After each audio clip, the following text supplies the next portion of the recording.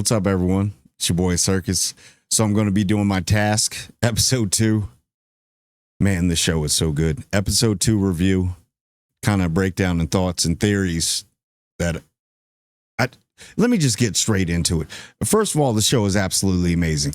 The first episode, I was like, all right, Mark Ruffalo and everything. I always like Mark Ruffalo. So I'm watching it. I'm like, oh, this is absolutely amazing. This is a cinematic masterpiece for a TV show. It almost feels like a movie. It's so good.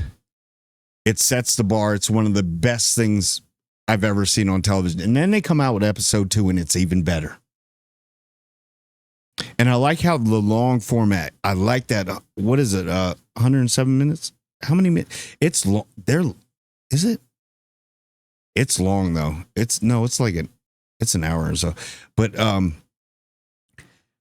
absolutely amazing. So they start off basically where they left off, right? You need to watch the show. It's so good. So with the kid, this is going to have spoilers, obviously, if you're watching it. So the kid, which is Sam, which was, I forget his father and mother were part of the Dark Hearts biker gang. And that's the ones they've been robbing the whole time. Robbie, Cliff, and rest in peace, Peaches. And I don't know who this actress is. Amelia Jones. Why am I forgetting her name? Let me look her up. But I'll get into that later. But Mave is protect her at all costs. Because she gets dragged into all this shit that her uncle is doing. And I know he's got a good heart. He's trying to, that's the only way he can, provide for the family. But man, it's turning out, it's going so many different angles and everybody's getting dragged in. It's like a puppet master. Everybody's on strings. It's insane. So we get to like Mave at first was like, why we got some random kid here? And then he kind of plays it off. Robbie kind of plays it off, but she's smart and she figures it out, by the way. We got that whole thing going on, and then you got like Tom, which is basically the head for the task force, which is Mark Ruffalo's character. He's going through some inner demons himself. Let me talk about this part of it before I get it, because this is going to be all over the place. You watch the episode, you'll understand. So I'm going to catch points. They may be out of order. I do apologize, but I did not know that the two were adopted. His other daughter's coming because they're the court case it's the sentencing for his son. And he murdered his mom because he has a mental condition and they're adopted. But man, Sarah, his daughter, his biological daughter, but he still treats them all the same. She's a bitch. I understand it. But my sister, and I don't like saying it that much, my sister is adopted. And I don't even, since she was a wee little baby, I grew up with her. So I don't even consider her adopted. That's my sister.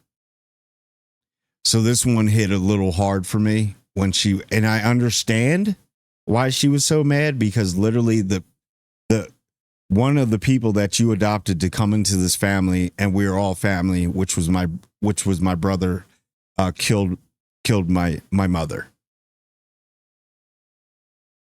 because he was psychologically ill. So I know she's probably looking at her family, at her father, like maybe if you never brought him here or any of that, it would never have happened, kind of thing. It's kind of disdain, but the way she was treating Emily was and Emily's a gem. She's going through it too. Everybody's getting dragged into all this mess. But the way she kept saying it, like, yeah. And then I like how he kind of like stood up a little bit, but I understand where she's coming from, but you don't say that.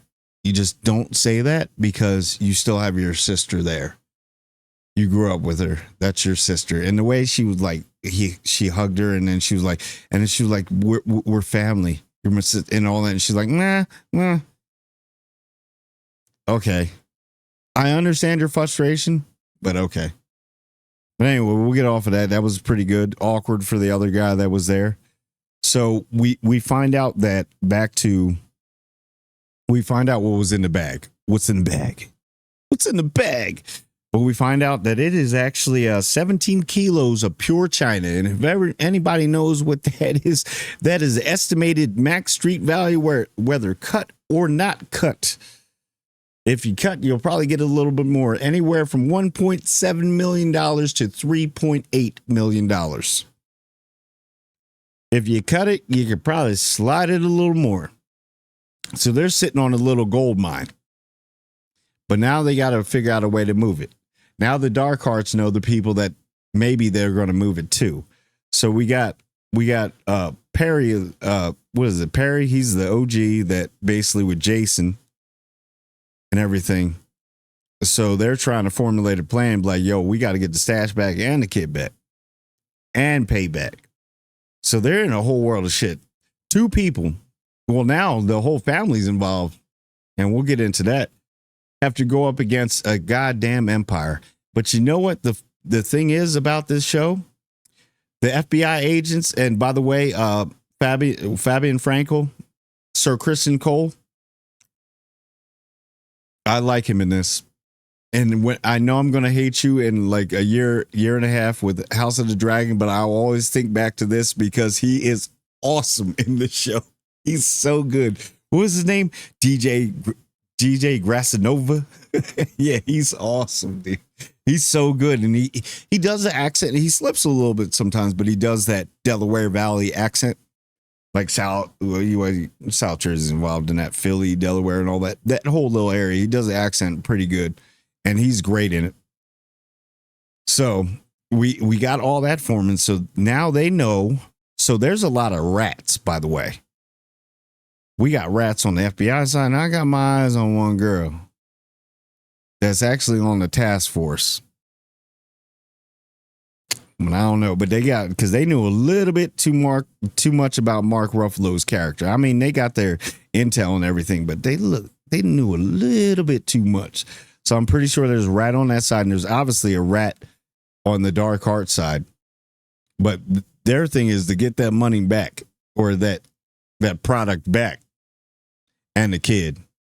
So, and a little bit more. They want some payback. So we got all that going, and then you got her talking to the psychiatrist. That was pretty good. Talking about her dad. What was the other? Oh, so we get, what was the intel they got? They got the intel. So Mave finds out because I don't know what Robbie's doing. Robbie might, now you just got to totally come out. Now you just got to totally tell her, because protect Mave at all costs. And I'm one of those, I hope at the end of this miniseries, this show, that Mave comes out on top. I got I don't know. I got a conspiracy. Well, no, I got a theory. I think that Mave, they gonna sell that product to somebody, get the money. Something's gonna happen with all them. Everybody, it's gonna be a total shit show. And Mave is going to dip with the kids and the money. That is life-changing money for them. Life-changing. I really want Mave, because Mave gets pulled into the shit, and she's so friggin' smart. She's like smart but lucky at the same time. She's like Domino from Domino, you know Domino, but she's a gem. And that actress, man, what's her name? Amelia Jones, man, you got it all. This is going to put you on the map. She is so good. She is one of my favorite, if not the favorite in the show. Like, oh, so you have the whole thing. She gets the phone, and then she finds out, the kid tells her, Sam tells her, the parents, and I guess she knew them or knew of them, because, she's 21. She's probably been around the bars, so she knows some of the people. So she sees the name, and she sees that, oh my God. All right, so she's going to drop the kid off. Right? She did everything so smart. She's so good for being so young, because she had to grow up faster. People seem to forget that this girl has seen it all. So she knows every angle, but she doesn't want to do it that way. She wants to do it the right way. So she drops him off. And you got that whole episode. I'm like, all right, good. But the kid's going to tell, though. See, it was that, but the kid might tell where the place is at if he remembers and the people. So you're thinking that, but nope. She goes, does her little thing at where she works at, which is kind of like a Chuck E. Cheese or whatever, and makes a phone call. The kid's there. She goes, she gets in the car. Kid's right in the back. Old Sam's in the back. So now she's like, damn, I have to put him in the trunk. She tried to save everybody, has to put him in the trunk. Right. Then runs into a darn checkpoint and just straight G. She did it like a G, handled it calm and everything, didn't even look worried or whatever. And then I don't know how she pulled it off, but she pulled it off. I hope Mave takes them kids, all of them, all three of them, and gives them a better life. I really want Mave to come. Don't let anything happen to them kids and Mave. I'm telling you, I hope in the end of the show that she gets the money, she takes the kids, and they just disappear. Just disappear. Please. She is definitely the better parental figure. I like Robbie. He just doesn't know what to do. I don't know. So you got all that, and then so the Dark Hearts they ain't playing, bro. And they're like, Perry's pushing on Jason because up top, and then he's like, look, I raised you to be better than this, and they want you kind of removed. And you know what happens when they remove you? It's more than that. Like, but now they know that they have that. They can only push the one supplier. Possibly. I don't know. I want to know who the rats are, because there's a bunch of them. Apparently, in this episode, they went and beat somebody up. I don't think that is that the rat. I don't think so. Or is that somebody else? They're getting close. So this is gonna be crazy, man. This show is so good. Yeah, at the end, I mean, Maeve does his thing. She plays it off like, oh, is that one? And they're like, whatever. So they never check the trunk. And she goes all the way back. And the way she looks at Robbie, her uncle, is like, that look she gave him. And it was just an honest thing to say. What have you done to us? That was so powerful to me when she said that, because she's like, I love this family, but now I'm literally going to have to be ride or die. Like, literally, like, this is, I'm involved now, and I know they're going to have that conversation. Robbie, you really messed this up, dude. Really messed this up. And I feel for her, because she's like, I love this family. This is all I know. This is my family. And now I got this kid that I want to protect from all this stuff. And I want to protect y'all too. And I'm only 21. You're like, I don't even know what this stuff is, but now I do.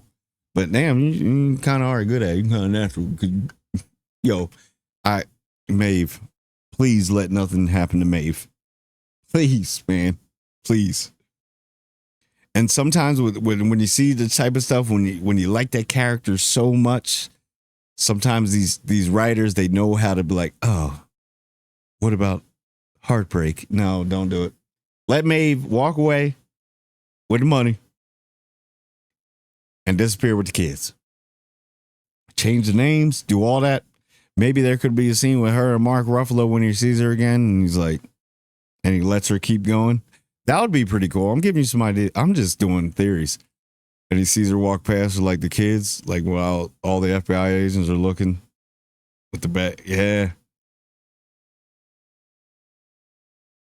I don't know, because he's a family man too, but it's the struggle in this show, and everybody shows their emotions. But I'm not. I don't know. I think if you watch the show, you know who I probably think the rat is. That's in the FBI. I'm not sure about the Dark Hearts. Didn't they go after that dude? I was confused on that part, but we'll find out. But anyway, that's kind of my breakdown and thoughts and everything. So, please watch the show. It's that amazing. It's literally one of I bet you episode 3 is going to be even more like, I don't understand. It seems like I can't wait to the end. Like, I don't want it to end, but I can't wait for the end. But anyway, that's all I got. Like, comment, and subscribe. I want everyone to subscribe. And I do mean everyone.